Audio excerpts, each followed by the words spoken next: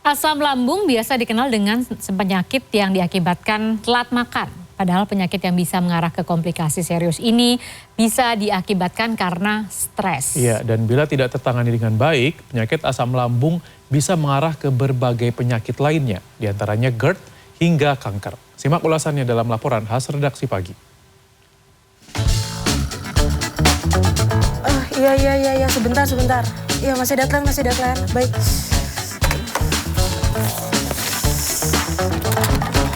Iya mas, bentar mas, habis ini mas.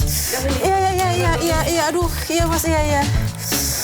Aduh, kenapa Raya? Kenapa nak? Kenapa? Ini loh mbak, banyak deadline mbak. Aduh, tugasmu banyak banget ya emang ya? Aduh. Emang agak lain tugas kau tuh. Aduh, kenapa nih? Asam lambung saya kumat mbak. Aduh, tadi stres sekarang kena lambungnya. Udah makan belum Raya? Udah. Tapi tahan stres ya.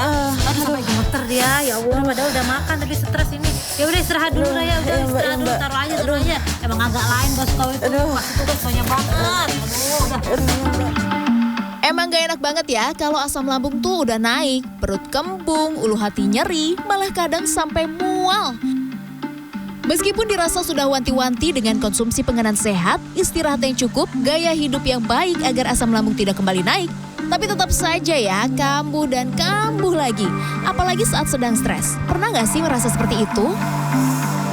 Paling relate tuh pas masa-masa ujian gitu kan, karena banyak sekali tugas-tugas yang harus diselesaikan, terus waktunya juga mepet, jadi banyak pikiran juga, jadi stres itu bisa memicu asam lambung saya kumat kayak gitu. Terus sembuhnya gimana? Sembuhnya pasti solusi pertama adalah harus makan dulu, harus diisi dulu perutnya kan, biar nggak kosong. Habis itu biasanya saya beristirahat juga sih, kayak minum air teh hangat gitu, atau mungkin air putih hangat. Pernah sih, apalagi waktu ujian gitu ya, jadi kayak belajar sampai tengah malam gitu, terus habis itu kayak paginya tuh udah gak enak badan, terus kayak kayak langsung ada mual-mual kayak gitu sih.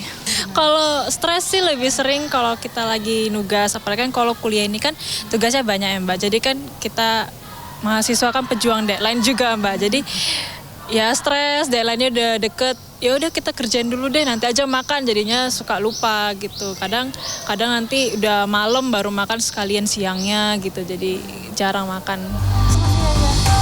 Asam lambung sendiri sebenarnya adalah zat yang dibutuhkan oleh tubuh untuk mencerna makanan. Namun bila produksi asam lambung berlebih dan naik ke kerongkongan, itu yang dinamakan penyakit asam lambung. Pemicunya bukan hanya karena telat atau salah konsumsi makanan, namun juga bisa dipicu karena banyak pikiran alias stres. Stres sendiri memperburuk gejala penyakit asam lambung.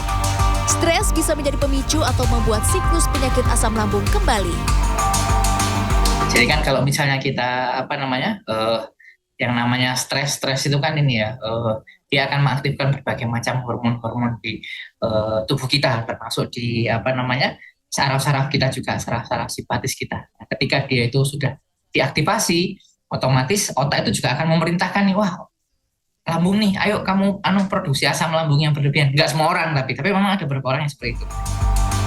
Kenyataannya, penyakit ini tidak hanya diderita oleh orang yang sudah lanjut usia, seperti yang dialami oleh Afida Ramadina. Mahasiswi ini sudah menderita asam lambung sejak masih duduk di bangku sekolah menengah pertama. Sakitnya pernah sampai nggak bisa bangun, sampai sesak nafas gitu, susah untuk bernafas, itu pernah kayak gitu. Jadi nggak bisa beraktivitas, nggak bisa duduk, bahkan susah banget untuk duduk. Pemicunya yang utamanya itu pasti telat makan ya, terus konsumsi kopi di saat lambung masih kosong, terus juga karena stres, ditambah stres gitu. Jadi kalau udah stres pasti telat makan dan ujung-ujungnya asam lambungnya tuh naik gitu. Sejumlah orang memandang sebelah mata penyakit asam lambung ini. Padahal jika tidak ditangani secara serius akan mengakibatkan masalah lain seperti ulkus peptikum. Ada juga GERD yang belakangan banyak dikenal. Lalu ada pendarahan gastrointestinal, esofagitis, struktur, dan baret esofagus. Ini semua merupakan penyakit yang akan timbul karena asam lambung yang mengiritasi hingga melukai bagian yang sering terkena cairan asam lambung dan bisa berpotensi menjadi sel kanker. Dan berikut adalah tips agar bisa terhindar dari kambuhnya asam lambung. Yang pertama adalah olahraga. Dengan berolahraga bisa membantu melemaskan otot dan melepaskan hormon kebahagiaan. Kedua, menghindari penganan yang dapat memicu naiknya asam lambung, seperti makanan atau minuman yang mengandung pedas, coklat, kafein, alkohol, dan makanan berlemak. Ketiga, tidur cukup. Tidur yang cukup merupakan pereda stres alami. Keempat, relaksasi dan memprioritaskan kesukaan. Relaksasi seperti yoga, musik yang menenangkan, menonton film, atau video yang lucu hingga tertawa bisa menurunkan tingkat stres. Selebihnya, bila sudah terkena penyakit asam lambung akut, perlu perawatan non-intensif. Ya, bahwasanya sehat tidak hanya fisik saja, kesehatan mental atau jiwa perlu diperhatikan diantaranya dengan pengelolaan stres agar tercapai kesehatan jiwa dan raga. Wida Subianto, Andreas Wicaksono, Surabaya, Jawa Timur.